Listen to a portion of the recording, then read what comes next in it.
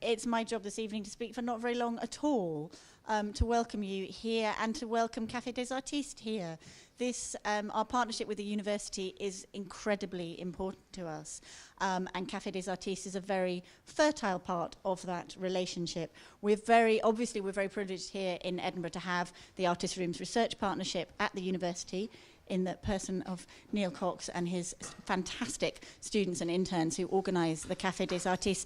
It is, as a contemporary art gallery working in this city, it is important to us to develop partnerships with the university to celebrate the fact that we are a university city and that thinking happens here, and that what you see in the Fruit Market Gallery, whilst obviously it's the product of a lot of thought has gone into the exhibitions that we put on. The actual putting on of the exhibitions is also the beginning of a series of thought processes and the beginning of a series of research processes which are very important that they should happen. Art is a living thing, contemporary art galleries are living things, and events such as this, where we get you to think about our exhibitions, we get experts to come and talk about our exhibitions, but we get you to think about our exhibitions, and things associated with our exhibitions are tremendously important. Otherwise, places like the Fruit Market Gallery become moribund and they die, and we don't want that to happen. So Café des Artistes is a very important part of that, so thank you all very much for coming. Thank you to the speakers who are going to be speaking about Dan Flavin, who isn't in the exhibition, for a very good reason, which they will explain to you, that the exhibition is not about the kind of work that he makes. Quite exactly why that is, I'm not exactly sure. The exhibition wasn't curated by me. Another minimalism, apart from being very hard to say, is an exhibition curated by Melissa Feldman, specifically to look at minimalism from a West Coast perspective and to look at what is different in West Coast minimalism from East Coast minimalism. So when Dan Flavin is using those tubes, he's doing a very different thing from when Spencer Finch is using those tubes, and you will find out, I imagine, this evening why. So I'm afraid I'm going to do that awful thing and welcome you to the Fruit Market Gallery and then leave, which I really hate doing, and I really hate it when people do, but circumstances, as they say, beyond my control are forcing me to do it. I'm very sorry about that, but have a fantastic evening. Caitlin, our Learning Programmes Manager, is following this on the train, so I hope the live streaming works, and I will also turn it on when I get home. So thank you all very much for coming. Thank you very much, Neil, and to the university for doing it, and I'm literally going to hand over like that. Thanks a lot, Fiona.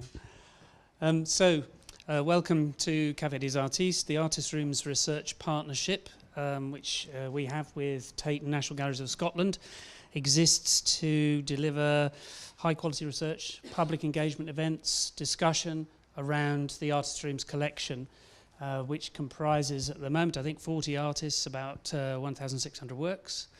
And among the artists in the collection is Dan Flavin, who we'll talk about this evening. The idea of these cafe events is that we get a couple of people who can introduce us to the work of the artists, make us think about it in kind of new ways, different ways, focus ways. And then we'll make a bit of space in the evening for you to talk about some of the issues that they raise. And they may set us some homework or not. They're used to setting homework, so we'll see what they can come up with. So then we'll give you a bit of time to drink some wine and talk, and there's some note paper on your tables, and then we'll come back together for discussion towards the end. So the Café des Artistes series focuses on one artist from the collection, and this time we're looking at Dan Flavin. What number cafe is this? 16. Number 16. So, you know, we've got a few to go. Of the 40 artists. And there is this interesting connection with the neon tubes in there, or disconnect.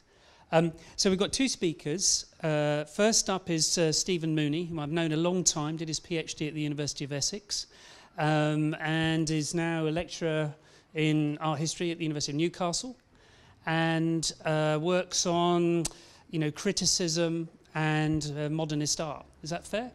Yep.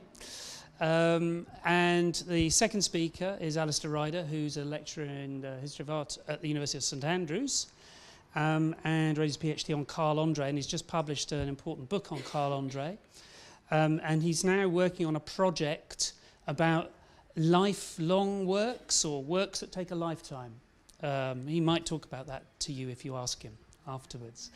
So Stephen's going to talk, I think, for about half an hour, no more, and then Alistair for about 20 minutes, and then we'll break. If you do feel the urge to have a drink beforehand, don't worry about making loads of noise. We won't stare at you, okay, as you go up. Okay, so over to you, Stephen. Okay, thank you. First of all, thanks very much for inviting me to speak. I'm relieved to find that I don't have to speak in French, given the title. And also thanks to Alistair for suggesting an idea for this talk. So I'm going to talk about this idea of illumination, and particularly the complexities that generates in Flavin's work. So I'll start with a pun. The critic John Perrault in 1967, who said of Flavin's work, "How often have there been works of art that are so completely illuminating," with the illuminating in quote marks. So by this stage in 67, Flavin had been working with these characteristic light fixtures, fluorescent light fixtures, for several years, arranged consciously in quite logical or serial ways, which he called proposals, to designate them as somehow distinct from conventional artworks. And Flavin himself said this way of working logically and through series, was a way that allowed him to modify and add standardized elements to his work without developing in a kind of organic, stylistic way, which was the more conventional way common in the 50s. So in this respect, Flavin was comparable to other artists in the 60s, like Donald Judd, for instance, or Carl Andre, using serial methods, industrial materials. But what makes Flavin distinctive is this peculiar fluorescent light that he adopts, which is distinct from the light in tungsten bulbs, and I'll come back to that later. Now, Flavin's work is usually thought to be no-nonsense, flat-footed, straightforward. What you see is what you get, and none of the kind of fancy metaphysical talk that went along with the abstract expressionists in the 50s. Except that this distinction is not quite so simple, because although Flavin denies any kind of otherworldly qualities to his work, his use of light inherits certain metaphysical polarities, which he plays with, albeit ironically. So that notion of illumination is central to this kind of paradox in Flavin's work, between the sacred and the profane, the banal and the otherworldly, and an aesthetic experience that's both rarefied and commonplace. So this is an early drawing by Flavin from 1957. It's a copy of one of Rembrandt's Study of an Old Man. It's actually a copy made from a book, not directly from the life and the original. And it was produced when Flavin was still taking art classes or just emerging as a young artist. He studied with Hans Hofmann briefly in the mid-50s. Now, of course, Rembrandt is, of course, noted for his use of illumination, which is well known, not just the technical use of light, but also the fact that Rembrandt's light has multiple connotations, which signify enlightenment, spiritual awakening, or in the case of Balthasar's feast, impending doom. So light has these multiple connotations. And the 19th century critic, Eugène Fromentin, noted that Rembrandt's light was otherworldly to the extent that it made the real world seem pallid by comparison. Another thing to note too is the fact that Rembrandt's light doesn't merely illuminate, but it also obscures. So you get these kind of cavernous areas of darkness, which Heinrich Wölfflin, in his discussion of the classic and the Baroque, talked about relative and absolute clarity. So one of the characteristics of Baroque is these kind of areas of darkness that the viewer must somehow interpret to kind of make the picture whole. And we can see that Flavin, in this early drawing, has attempted to replicate some of that in a worthy but not particularly exceptional drawing. And at this stage in his career, Flavin was trying to make sense of how to become an artist, how to make art. And he looked back on this period of art with a certain degree of irony in an autobiographical essay that he wrote in the late 1960s. He would take these drawings to an apartment of an artist called Albert Urban, who was an exiled German painter, and Flavin would show him his drawings, and Albert Urban would look at them, kind of light his pipe and kind of puff on his pipe, and then said to him, "I think you should become a religious scholar instead of an artist," much to Flavin's disappointment. And in addition to this early disappointment, Flavin also recalled trying to sort of imitate Cézanne, the post-impressionists, the abstract expressionists, with this kind of brushy, expressionistic art, splashing and paint around and trying to sort of find the secret ingredient, reading art news avidly, following what Robert Motherwell was doing, and so on. But of course, the moment of illumination came when Flavin realized that he could make art using fluorescent light, that he could make art which did not involve organic use of materials, it did not involve self-expression, but he could use these kind of ready-made standardized parts arranged in kind of logical or additive sequences. So in contrast to the kind of expressionistic baggage of the 50s, Flavin claimed that his work was simply there. And he said, and to use his words, it is what it is and it ain't nothing else. Everything is clearly, openly and plainly delivered. That was from an essay in art form in the mid-60s. But despite this, many critics couldn't help but find metaphysical meanings in Flavin's work. And the critic, Fidel Danieli, argued that his use of light inevitably conjures up metaphysical notions of the Christ child, Pentecostal flames, an odd one, the spotlight of Caravaggio and Rembrandt, the sun's radiance dissolving impressionism into a science of plasticity. So this kind of rather purple passage talking about the metaphysical qualities of light. Flavin, of course, denied this and said there's no spirituality that you're supposed to come into contact with. It's all absolutely straightforward. But although Fideli's claim is somewhat misguided and also mistaken in that fluorescent light is quite different in its quality from natural light and from tungsten light and candlelight, he highlights the kind of contradictory elements that come into play through the use of fluorescent light. And around about the same time, the critic Mel Bochner had also written about Flavin's work, but rather more closely attuned to what Flavin was doing. Bochner touched on the way that Flavin was using almost like a mathematical notation to produce his work. And in his essay, Bochner's quite keen on this kind of stuff. He puts down the mathematical succession that is the kind of underlying logic of Flavin's work, this additive sequence. I think Bochner used the term, he makes the non-visible visual. So he's using the abstract notation of maths, but making it kind of visual in art. And Bochner noted that although the use of light fixtures was obvious, the results are anything but obvious. The results can be complex and ambiguous. So the art consists in the fixtures themselves, which in this case they owe a debt to Barnett Newman's zip paintings with that kind of conscious composition. But then there's also that light that spreads into the room and envelops the viewer. And this diffused light accounts for a certain uncertainty as to what we're seeing or what we're meant to be looking at. And Robert Smithson had remarked that Flavin's work denies kind of prolonged viewing. He says, ultimately, there's nothing to see, which is Smithson being typically cryptic and contrarian. Although it's not so much the case there's nothing to see, but rather that what we see is ambiguous because there's this double quality and the light is kind of enveloping us in the room. And in a recent article in the Journal of Architecture, which I recently came across, David Salomons argued that Flavin's light should be thought of in terms of architecture and space, and in particular the development of fluorescent lighting in supermarkets in the mid-20th century. So here we've got an example of a 50s supermarket. You can see the fluorescent lighting above.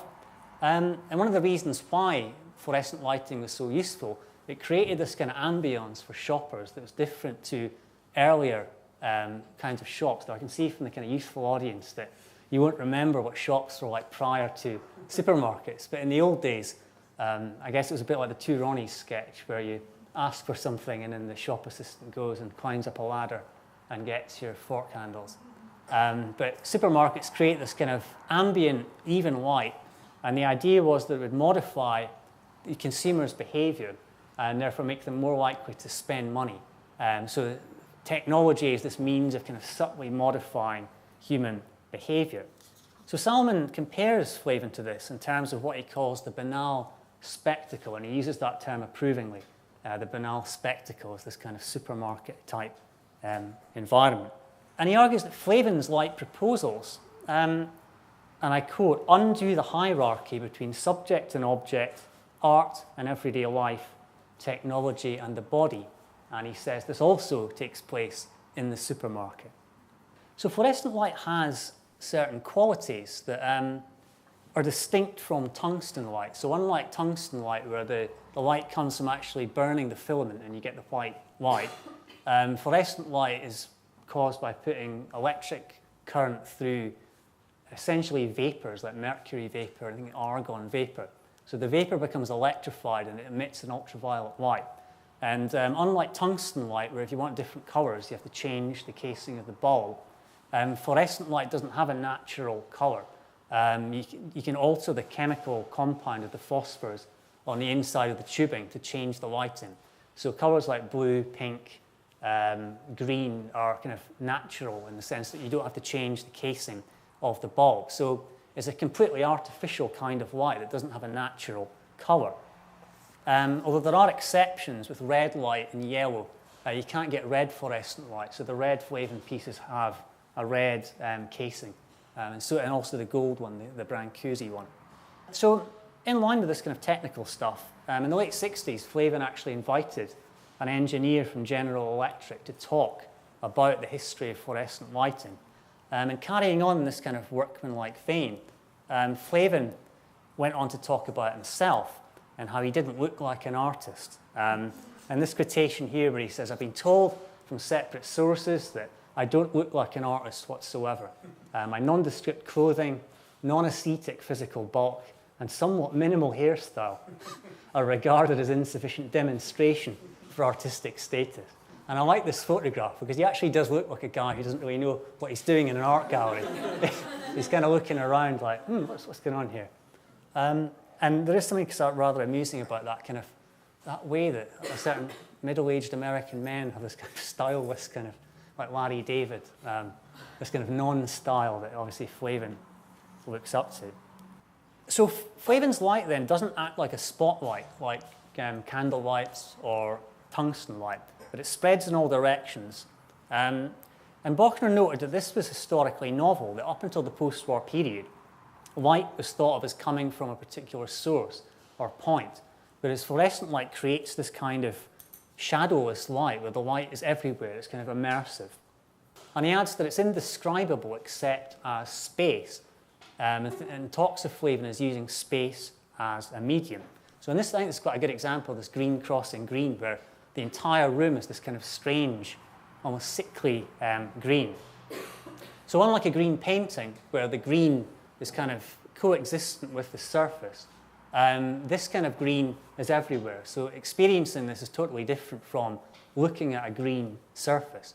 It's actually quite hard to think of green paintings or paintings that are predominantly green. It's not a colour that tends to be used.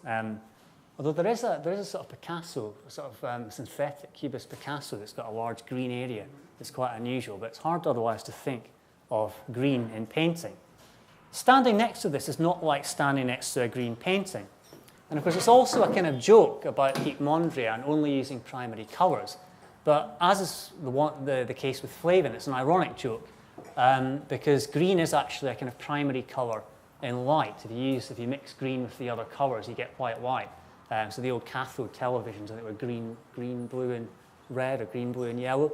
So it is a primary colour. So in a sense, it suggests that it is consistent with Mondrian's theory if Mondrian were to work in fluorescent light. So it's a kind of double-edged joke. It also sort of reminds me of this piece by Jasper Johns. And it's worth kind of looking at this green flag while I'm talking to see if this works. You're supposed to look at the green flag for at least 30 seconds and then look at the grey and see the after image. So if you can keep looking at the flag while I'm talking. So the green crossing green piece by Flavin creates an after image. If you were in the room, you'd walk outside and see the after image of red. So the work has this physiological effect on us, not dissimilar to this kind of behaviour modifying quality of the light at the supermarket. And this is quite interesting, I think, in the context of the Cold War, with its fears of brainwashing and hypnosis and indoctrination. And I'm thinking of a recent book by John Curley about Warhol and Richter arguing they're Cold War artists. There's something interesting about the idea of an artwork that kind of alters your behaviour somehow. So this Jasper Johns piece does the same kind of thing. This is a lithograph, but I'm sure he did an earlier version in oil or in caustic. And the idea is that you look intensely at the green flag for at least 30 seconds or so, and then look down and see the after image of red and blue on the grey ground beneath. Does it work? Is it working? All right. Not on a PowerPoint site. It works on my computer screen. I find looking in a book it doesn't work. Maybe it depends on the actual material, whether it's the print or a projection. But there's something slightly sinister about this idea of an artwork modifying your behaviour. Another aspect of fluorescent light is that, like all technological novelties, it has a certain fascination. Flavin grew up in the 40s, so did Bochner, and fluorescent lighting was new and exciting. Solomon points out in his architecture article that when fluorescent light was new and the first bulbs became available in 1939, they were sort of marketed as being both practical and otherworldly. So they're practical, they're even, they're efficient, they give you a kind of nice even light, they're useful for office spaces and so on, but because they're a new technology that creates this new kind of light, they're also kind of futuristic and exciting. So this kind of double-edged quality to them. And this is something that Robert Smithson was also interested in his writings in the 60s, where he mentions the Union Carbide building in his essay, I think it's Entropy and the New Monuments, where there's this double fascination with science fiction, but also with these kind of nondescript kind of suburban urban spaces, and where there's this consciousness of what Smithson calls the vapid and the dull, and that the consciousness of this vapidity and dullness inspires many gifted artists. So this unnaturalness that's both banal and otherworldly fascinated Bochner and Smithson, and they both approved of this. Smithson was interested in the entropic quality of it, while Bochner referred to Bertolt Brecht's alienation effect as an analogy. Brecht's alienation idea that by being sort of jolted into an awareness of the arbitrary or constructed nature of social experience, and that in turn generating a kind of political awareness. And Salomon, drawing on Rancière, argues something similar, that Flavin affects this distribution of the sensible.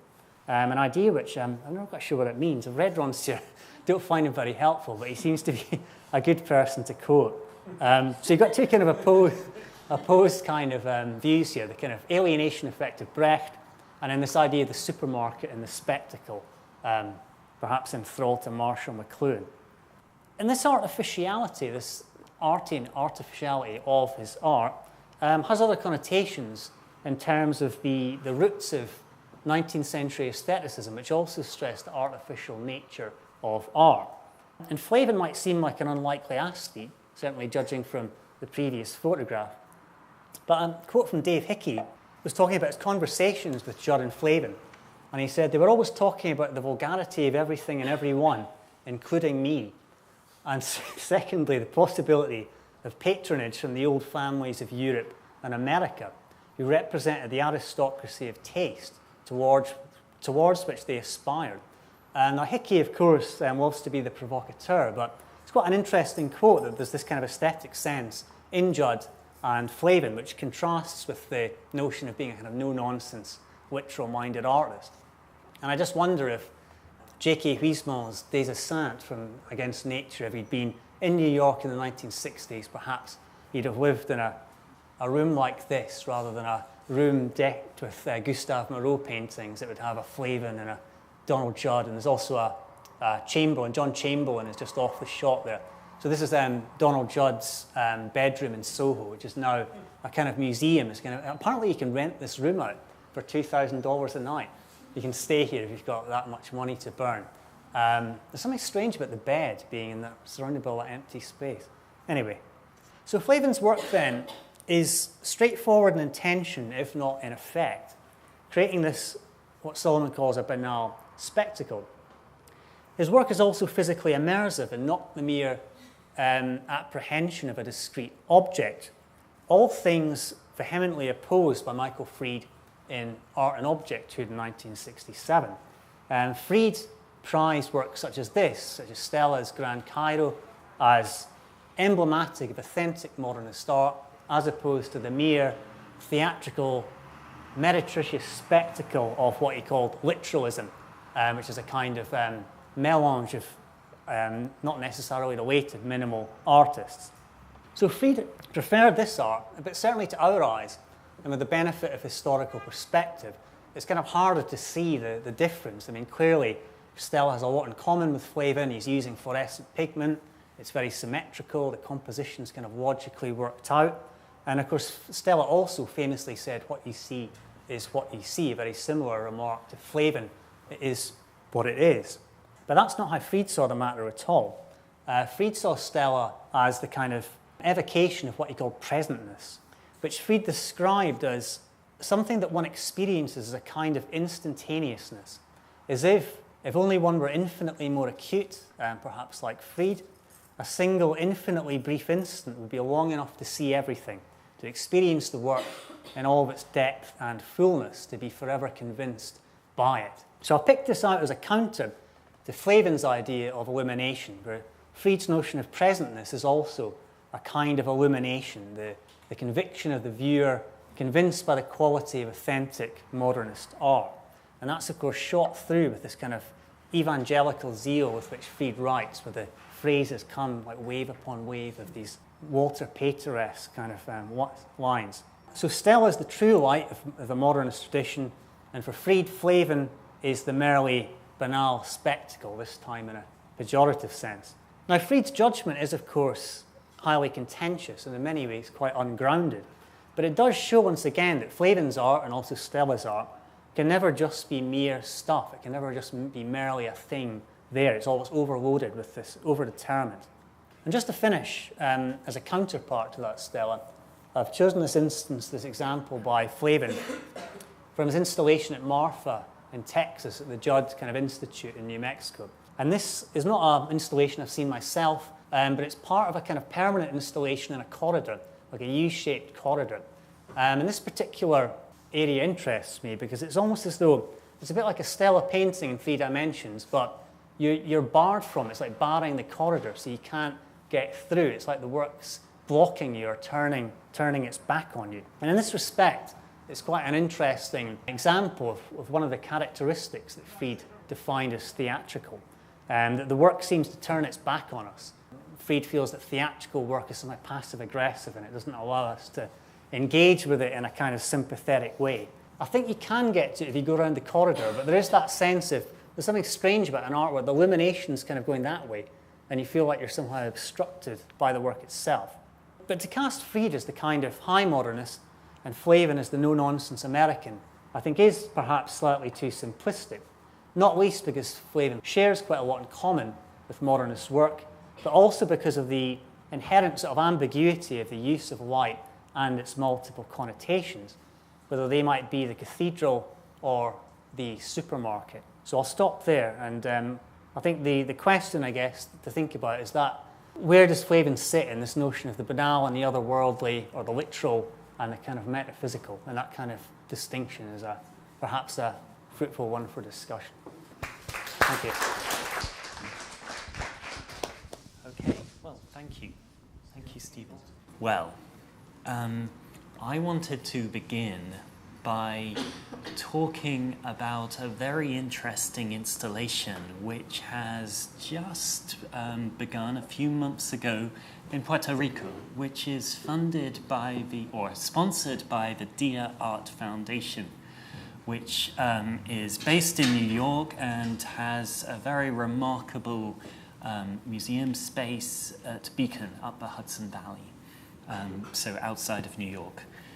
And this is the first time for many, many years that the Dia Art Foundation has funded a project outside of the United States proper. I mean, Puerto Rico's relationship to America is incredibly complicated, and we won't go into that. But all the same, it involves a work by Dan Flavin. Now, the Dia Art Foundation asked to work with an artist couple, Alora and Casadilla. Alora is from the States and Casadilla is from Cuba originally, but they have quite a mid-career reputation at the moment and are doing some really interesting projects around the States. And They have been working with Flavin, a work by Flavin, for some years. Basically, what it involves is taking a Dan Flavin light work from 1965, which happens to be a Medea art collection, and they have installed it inside a cave on the southern shore of Puerto Rico. Now, in order to get to this cave, you have to sign up to the Deer Art Foundation, and then you go on a hike through a national park for 2 hours, and then you enter into this particular cave, and you look up, and the Flavin is installed about 40 feet above the ground, and what is particularly interesting is for the light to illuminate this particular fluorescent work derives from solar power. So this is all part of Alora and Calzadeda's agenda. They collect sunlight from above the cave, and then it's connected down through photovoltaic batteries, and it illuminates the work. It's very humid in the cave, so they've built an extraordinary kind of glass box around it, which protects it atmospherically, which you cannot see from the naked eye, apparently. There's a resident bat population, which is not so fond of illumination, and this has had to be negotiated with some care. This work is on display for the next couple of years, and if you're passing by, you should definitely check it out. Or I wrote to the curator at Deer, and she got back to me straight away and thoroughly recommended it as an experience. Unfortunately, it's difficult to verify if you haven't been what it actually looks like, because they are regulating images of it very, very stringently. And if you poke around on the website, all you find are just random shots of the cave, and I've put 3 of them up there for you. So based on that information, you must just imagine what a Flavin would look like in that environment. Now, the work in question is this one. It's called Puerto Rican Light. There are 3 or 4 in the series. Flavin was quite complicated, actually. You think you've seen the original, but there's always another one somewhere else. This particular one, which is in the Deer Art Foundation collection, is made out of 8 feet fluorescent tubes. So it's 8 feet and 4 feet, and the colors are red, pink, and yellow. It's dedicated to Jeannie Blake, who was a gallery assistant in the gallery, the commercial gallery where Flavin was showing his art at the time. And when she saw this work, she said it reminded her of a kind of Puerto Rican festival that she had recently seen on the streets of New York. Now, this is very important for Alora and Calzadeda, who are interested in bringing on board all those kind of cultural, post-colonial associations that are buried in the history of recent American art. So Puerto Rican populations started to move to mainland US during this period, and were becoming a noticeable presence in certain of the New York boroughs by the beginning of the 1960s. There was a large Puerto Rican population in Harlem in the early to mid-60s. So Flavin is acknowledging that in his title. His titles are very weird, and we will talk about that. The work in question involves this extraordinary combination of colours, which creates, as Stephen was saying, this wonderful kind of effect of shadowless blur of coloured light on the walls around it. What that looks like in a cave is anyone's guess. And when I heard about this, I thought, well, maybe a sort of question for you guys to think about would be, what's happened to Dan Flavin through this appropriation of his work by another artist? Very, very controversial for any artist to do that. Artists are allowed to do practically whatever they like nowadays, but they are not often permitted to play around with other people's artworks. When they do, there's some kind of line appears to have been crossed. However, Alora and Calzadilla are very, very respectful of Flavin and have used his work for quite a long period, well, quite a few years. Here it is on the front cover of Art Forum. That's a terrible image, so I'm going to move beyond that really quickly and show you this. So this was a show that Alora and Calzadilla did in 2003 at the Institute of the Americas in the United States, where basically they coordinated some traffic lights in Puerto Rico with a display in real time in this New York gallery, whereby the ceiling of the gallery would correlate to the changing of these traffic lights. The show was called Puerto Rican Light, so quite literally an appropriation of luminescence or light, a light source from Puerto Rico. Now, this show also included the Flavin work, the original from 1965. Here it is installed on the right at the Tate in London. For this work, they collected sunlight from solar panels installed outside an art gallery in Puerto Rico. They then took the photovoltaic batteries and used them to power the Flavin work. And their argument is that Flavin needs electricity in order to operate, and all that infrastructure, which permits current to just flow out of the wall, is hidden for Flavin. He allows the light units to be exhibited quite clearly, but actually the cables and so on tend to be concealed. There's quite an interesting little nerdy essay to be written, which could be done quite simply, I think, by looking at installation photographs of Flavin and figuring out how the galleries handle the wires and cables. Increasingly, they are completely concealed. If you go and see a David Sverner show of Flavin, I'd be very surprised if you would see many cables stuck on the walls. It's kind of completely hidden.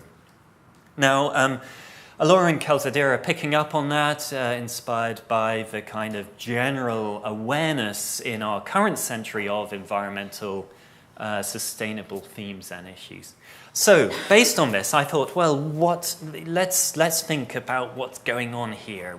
Would Flavin have approved of this installation? The answer is probably no, he wouldn't. But does that matter? Not particularly, but we ought to be aware of what the difference is, maybe.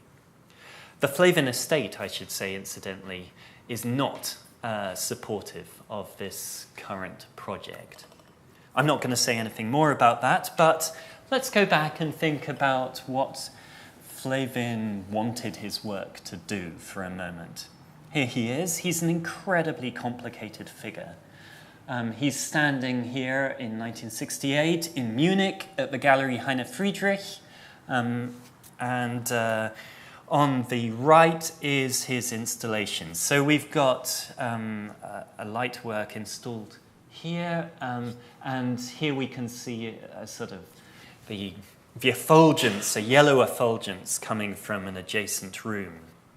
Now, Flavin is often understood, and certainly when I teach him to sub-honours students, I always say that it's about a kind of deadpan, neutral type of art, and I show pictures like this of the artist standing around, hands in his pockets, smiling away as technicians get down on their hands and knees and wire the things up.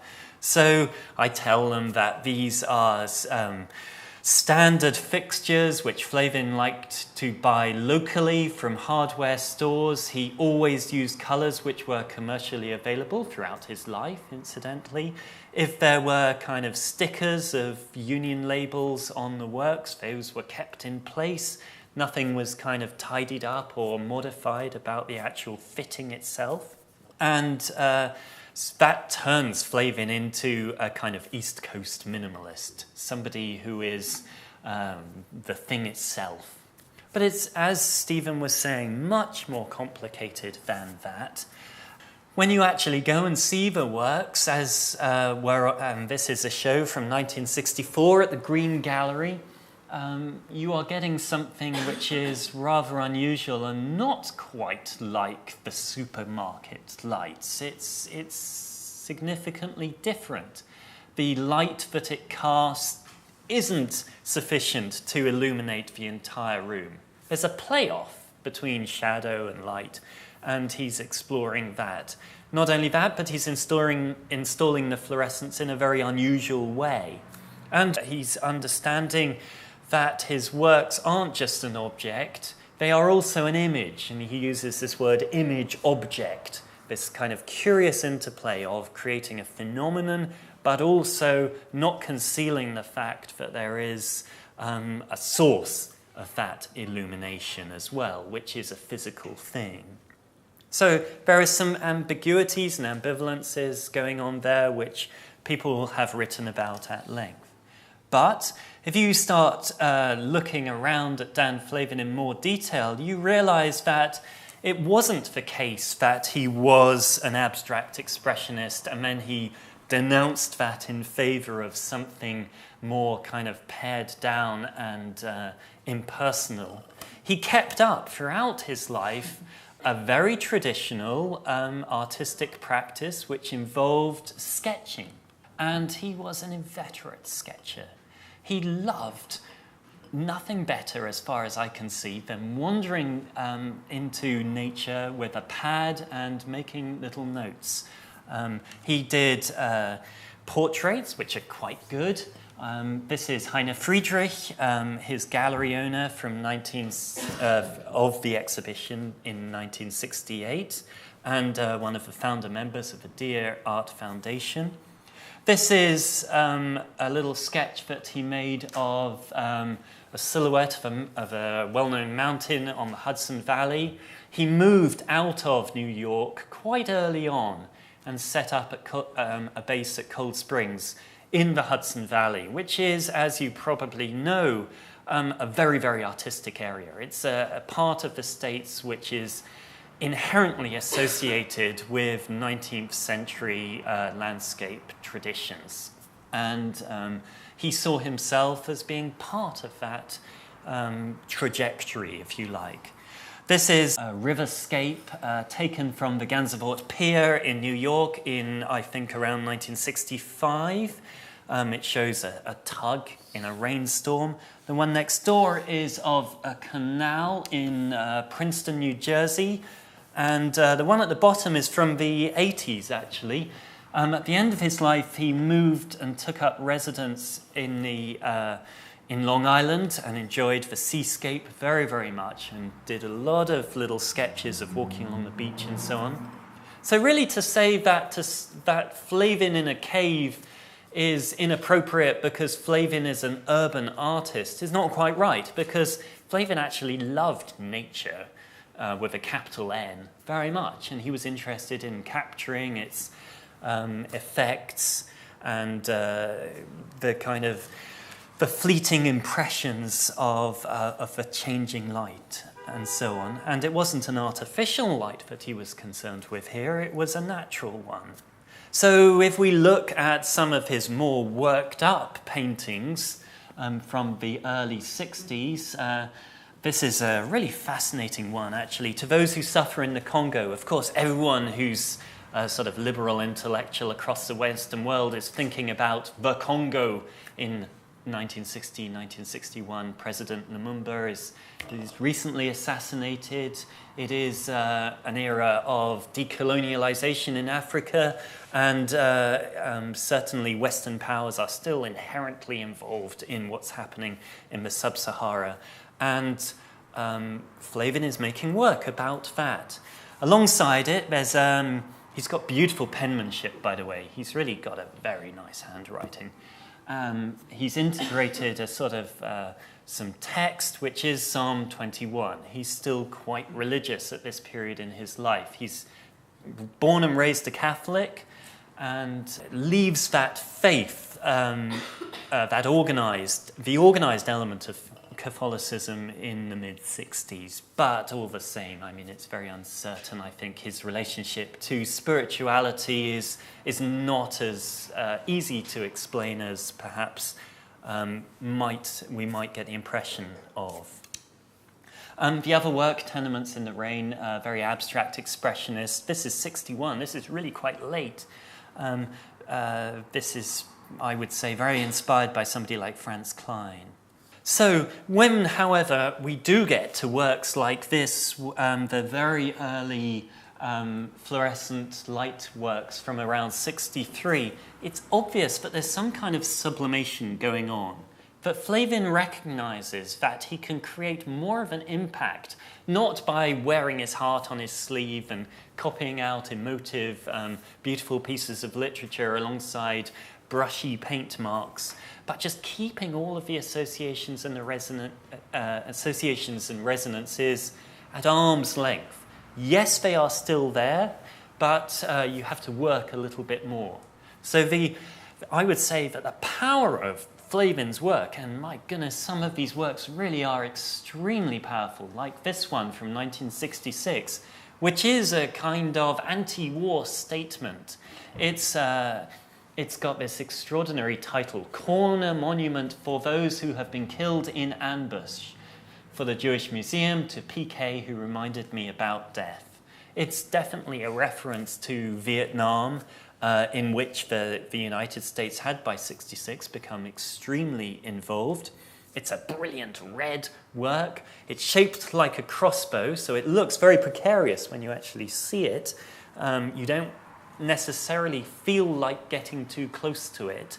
And it creates this kind of sort of death ray, if you like, of redness as it comes out, that exudes from it.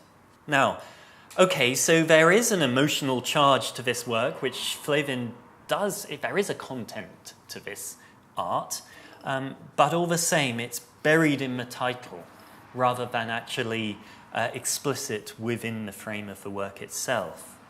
And when you look at some of Flavin's writings, particularly this wonderful little poem that he composed, but this poem, which is from 61, I think it says, fluorescent, something, shimmer, shines, flicks out, dim monuments of on and off art. or words to that effect. I'm afraid I'm not quite getting the second word right. But what I want to emphasize is that Flavin is thinking about the metaphorical associations here of what the fluorescent tube is. And the fluorescent tube does not last indefinitely. It has a lifespan, so many thousands of hours, and then it flickers. We've all experienced that. There's nothing more irritating than a flickering fluorescent, and then it doesn't illuminate anymore. This causes a nightmare for collectors and museums, as you can imagine. All the same, when Flavin is making monuments, he is very, very aware that they are temporary, that they are not permanent. And whatever a monument is, it's generally associated with some notion of continuance or perpetuity. Now, I'm just going to very quickly wrap up, but I'm also going to emphasize that Flavin has a very complicated relationship with Russian constructivism. He adores Tatlin, and that is a reference point in quite a number of works, about 50 works that he made in total.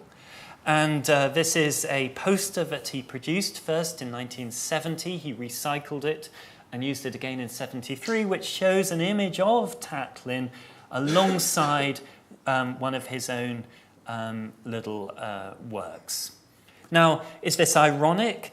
You'll notice from the title that it's in quote marks, a sort of distancing move. But at the same time, I think Flavin really did admire something about what Tatlin was doing. As you might know, Tatlin was using everyday ordinary materials, but was allowing them to generate very powerful, straightforward, but resonant visual effects. And maybe Flavin understood his own fluorescent tubes in a similar way. Now, I suppose Fiona at the beginning encouraged us to think about what was different between Flavin's art and the West Coast artists who are celebrated in this exhibition, and I think that's open to discussion. I would say that a very good Dan Flavin is not that different, actually. When you go and see this work, for instance, which is from the 1990s and is dedicated to Don Judd, and in quote marks, or in brackets afterwards, colorist. So he's celebrating the use of colour in Donald Judd's work, and this is something that he's doing himself.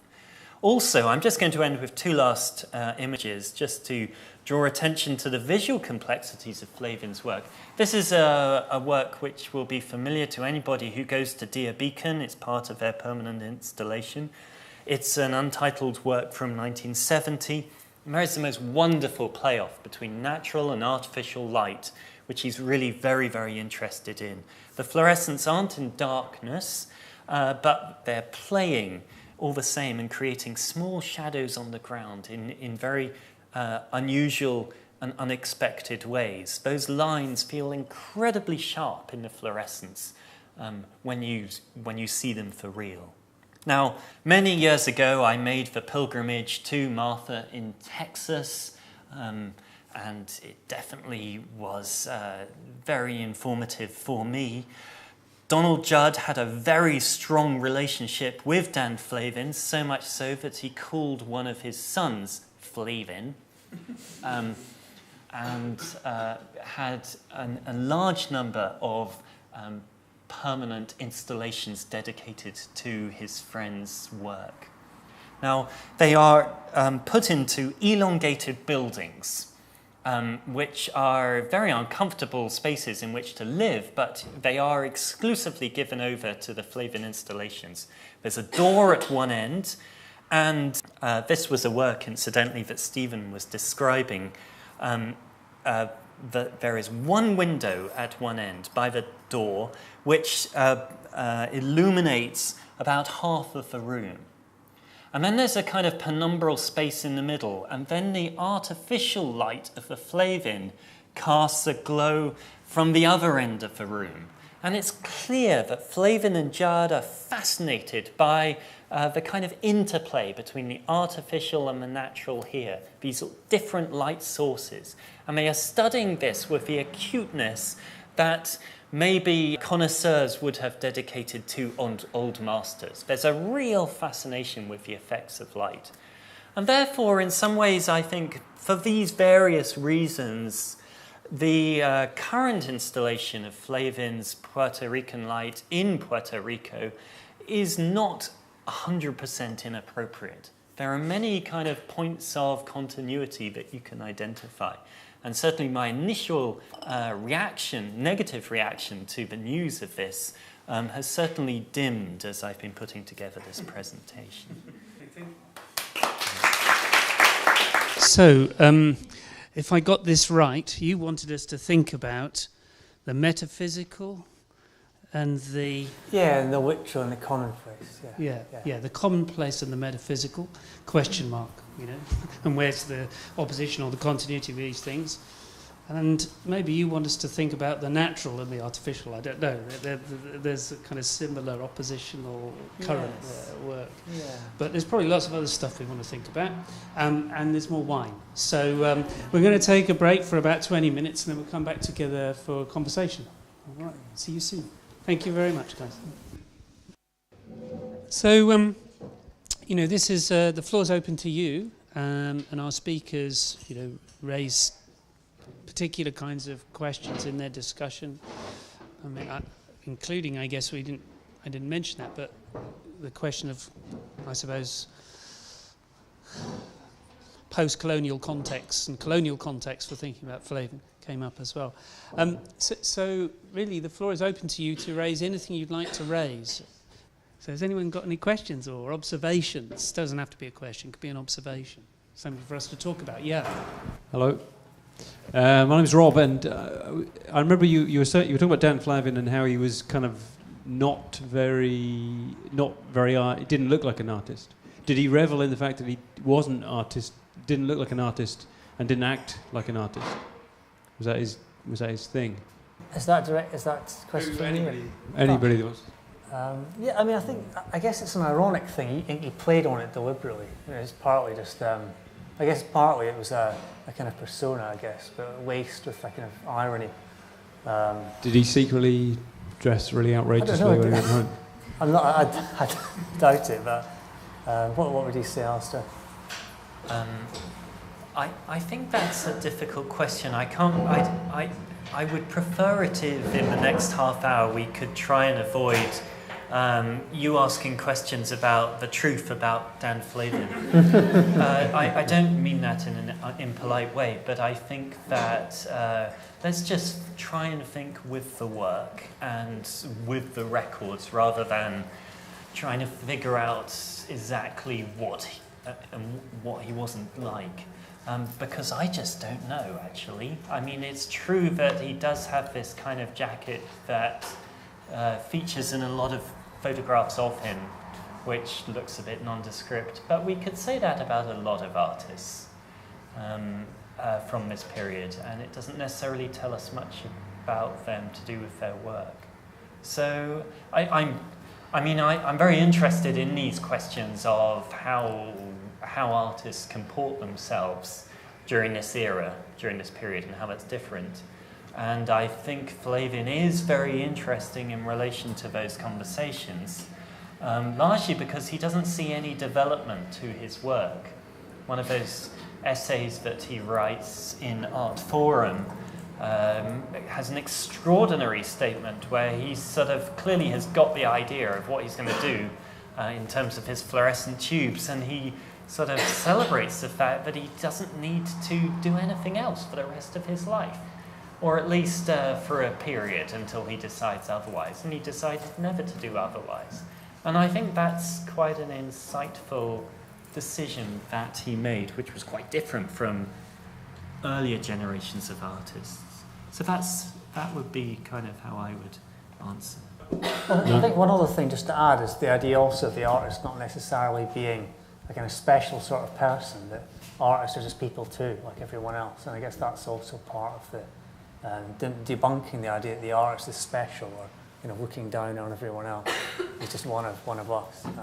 I mean, one way of sort of thinking about what you were saying, Alistair, is that I guess Stephen had that great staged image with the quotation where he talked about how he appeared. Yeah? So it's him self-consciously saying, I look like this, I'm a bit awkward, sort of defining himself over against other artistic images. It's not so much about the truth about him, but it is about a certain kind of crafting of an image there, and that's interesting. That artists often do that, and as you say, the way they're photographed, they're often participants in that, performing. Yes, I guess. Yeah, undoubtedly. Yes. Anyone else want? Yeah. It's not really a proper question, but more something to think about. I just wondered if it's really for Alistair, talking about the Puerto Rican work and thinking about it in relation to the other works that Dear Beacon have that you sort of make a pilgrimage to, and how do you think that work fits in with the rest of those works, which are really, things like going to see Robert Smith's Spiral Jetty, and the idea of making a pilgrimage is has all those spiritual and metaphysical connotations, and how do you think this new work fits in with those sort of 60s works, 70s works? And Lightning Field, for Yeah. instance. Yeah. Yes, indeed. Yes, I feel very ambivalent about it. I haven't been to see Lightning Field, but I've seen Spiral Jetty. I caught it at a very good moment retrospectively because the level of the lake was falling. It had been submerged for many decades, and then it fell, and then suddenly, in about 2003, 2004, Spiral Jetty popped out, and it was white because it was covered in salt crystals. And now the level has decreased enormously, and it's high and dry. So that was a good experience. But I've had also a lot of experiences where I've gone on journeys to see land artworks, and it's been completely underwhelming. And I think that the first-person narrative becomes integral to understanding these works in ways which I think need to be challenged and questioned very definitely.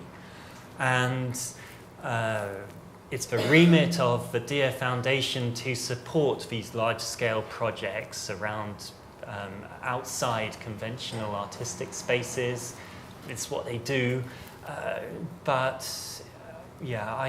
I'd be curious to know what you think, actually.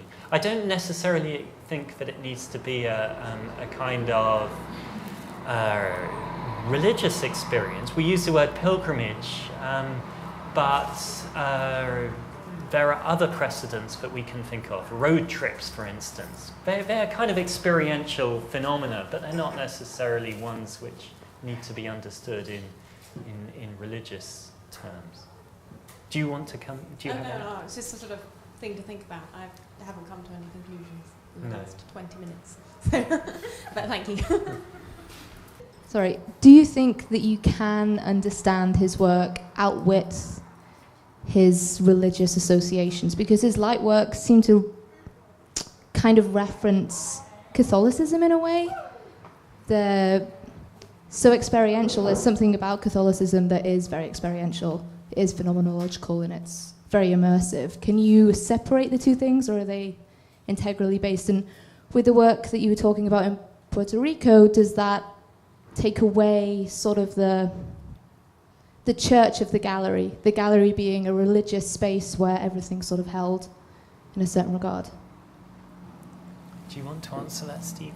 Yes. I guess it's a tricky question. As an art historian, I guess it's quite hard not to look at things without seeing them in reference to that sort of broader history. I mean, certainly it is possible to look at Flavin in a certain context of a set of particular attitudes of that generation of artists who are interested in making work in a certain kind of way that appears to be very plain spoken. In a sense, you can experience it in quite a direct way and being impressed by the immersive nature of the experience it creates. As an art historian, yes, or you can look at it from that broader perspective of how light has been used in art over the centuries. So I guess there are different frames of reference that we could bring to looking at Flavin. And depending on what frame of reference you bring with it, you can experience it in a different sort of way. So they're not necessarily incompatible with each other. But do you want to add anything to it? Or? Yeah, I think they are ultimately fluorescent tubes. And it's very, very difficult to get away from that. They are, you're constantly reminded of the banality of what you are actually looking at. And sometimes they can be very painful to look at because some of them are very bright and they hurt your eyes. And really, the tubes themselves are not that interesting, but what is extraordinary is the kind of blurring of colours that you get on the wall. So from a phenomenological perspective, they're complicated. Whether we necessarily need to refer instantaneously to some kind of inner numinous experience, I don't know. However, the titles of the works, and certainly familiarity with the early Flavin, implies that there is a conversation going on with organized religion, which is very, very on the surface.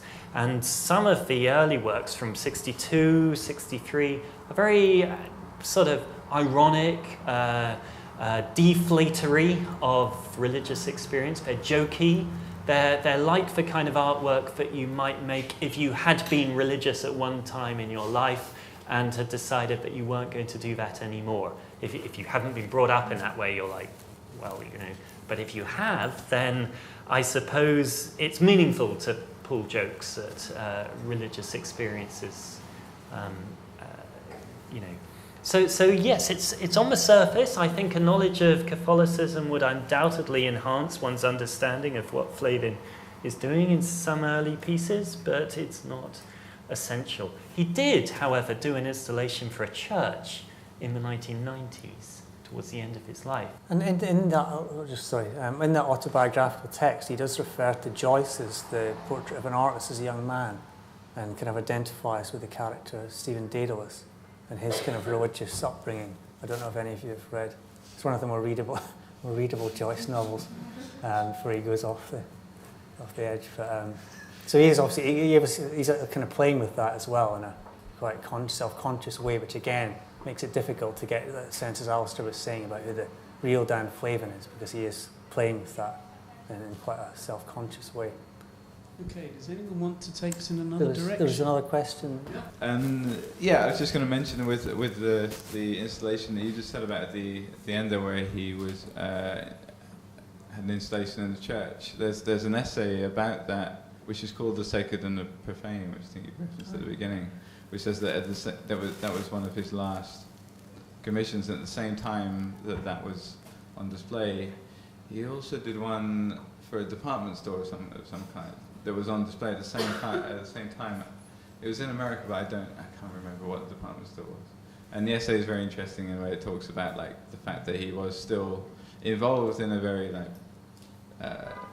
real way with the church just because he had the light there and he was commissioned and was interested in that commission, but at the same time, he's doing this thing where in a more traditional way of using fluorescent tubes, I suppose, in a department store. And then you can see on Princes Street right now they've got it at again, I don't remember which shop it is. It might be H&M, but it looks like a Dan Flavin installation. From the outside, it's like a huge, big, red boxes along.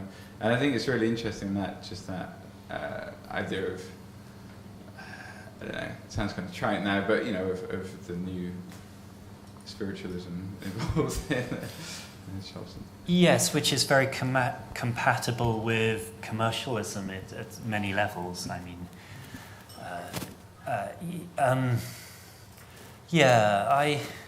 it's an interesting area, and it's certainly one that Flavin enables you to talk about. Certainly the dichotomy between the kind of the intense personal experience and the secular is one that he is playing with. I'm more interested, though, in what Flavin does to architecture, and I wonder if we could just open that up as a conversation, because he changes spaces in a very cheap and efficient way. I mean, lighting changes how we understand buildings enormously. It creates atmosphere and aura in funny ways. And Flavin is very self-conscious about how if you stick one of the fluorescent tubes in a corner, the corner disappears. You just see a blur instead. And that's quite fascinating. And I think architecture increasingly is becoming very, very aware of surfaces as screens, essentially. A lot of contemporary architects are creating quite remarkable effects, which are done through just spanning in sort of walls in ways which, until very recently, were simply not possible. If you think of Monahat Tomb, for instance, it's all about the kind of continuous surface at some level. And you can illuminate that using LED lights or whatever very cheaply nowadays and create these extraordinary optical effects. And in that way, I think Flavin is kind of sort of pointing or exceeding to what is going to be in terms of contemporary architecture. What's the relationship between that architectural illuminating effect and, if you like, the sculptural or object-like character of these things, because they're sort of, you can see how architects could be interested in that, but these things are also meant to be works, aren't they? They're not environments. No. Do you know what I mean? Yeah. So, I mean, I suppose the piece you were describing in Dio, where there's that sort of effect of the tubes creating like prison bars or something. That becomes more elemental, more like a piece of structure. But mostly they don't seem to me to be like that. So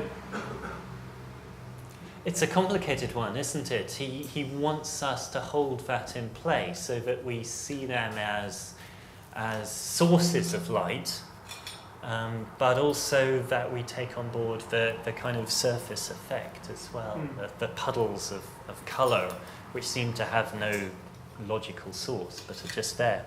Now, if you put his work in a cave, that's going to be accentuated. I would say that because of the complex lighting effects that you get in a cavern that's 240 feet high, you're going to get amazing visual effects anyway. So you put in some coloured lighting, even a small amount of it, and it's going to look quite surprising and unexpected and way out. And so the work is moving increasingly towards the phenomenal in that setting. In a gallery, however, as you rightly say, they are just also fluorescent tubes. But Flavin never ever wants his work to be confused with sculpture. That's very, very important for him. They're not sculptures. And I think that needs to be understood. Judd says, sorry? It's Question was, What are they if they're not sculptures? well, you tell me. I mean, Well, they're bits of fluorescent light, aren't they? yes, they are, but that may not necessarily... I mean, by saying that they are not sculpture, I think what he's saying is that they do not relate back to the history of that medium. They have no relationship to the tradition of sculpture. Unlike, for instance, Robert Morris or Carl Andre, who are deeply concerned with what sculpture has been in the past and how they're changing it. Flavin is not interested in that. We were just talking earlier about how it seems to me that Flavin is much more interested in painting and the effects of colour and framing. And that relates to this, and that what Neil was saying about the architecture, that the light has the effect of dissolving the architecture, or what you were saying also, the architecture becomes dissolved by the light in a sort of painterly way, which of course again moves away from sculpture towards the space being experienced in quite an immaterial way, or where that functionality of it becomes dissolved. Right. So that would be consistent with the idea that it's closer to painting. anyone who did sculpture want to argue with this? I guess because I've seen the works in Dia Beacon, right? His work it's so inflexible is actually so flexible because we can talk about it as a painting and that makes sense. But then if you're I guess it feels more like a painting when you're in a small gallery space because you walk up on it and you see it. When you're in a large space like Dia Beacon, you have to walk up upon it, and so there's this sort of performative nature to it, right? So it's not necessarily just about architecture, it's about you walking through the space, which you're talking about the sort of phenomenal character of it, perhaps. So in as much as he is dissolving the architectural components of the space, he is also changing the way in which you see and experience the space as you go through it. And this is enhanced based off of whether you're in a room that just has one Dan Flavin in it as you approach it and walk around it, as opposed to in Beacon, right, where you have that whole wing that's like Flavin, Flavin, Flavin, and it's like you're going through a comic strip, right? You're going from frame to frame to frame. So in that context, when you're talking about the piece in Puerto Rico, for example, if we look at him as this opportunity to create an environment or change an environment by what he's done, I think that it's not a stretch to say that putting it in that type of space is not in the sort of like the momentum that he's going. Maybe he didn't want to do it, but if you look at what the work can physically do, I don't think it's a stretch at all. No, indeed.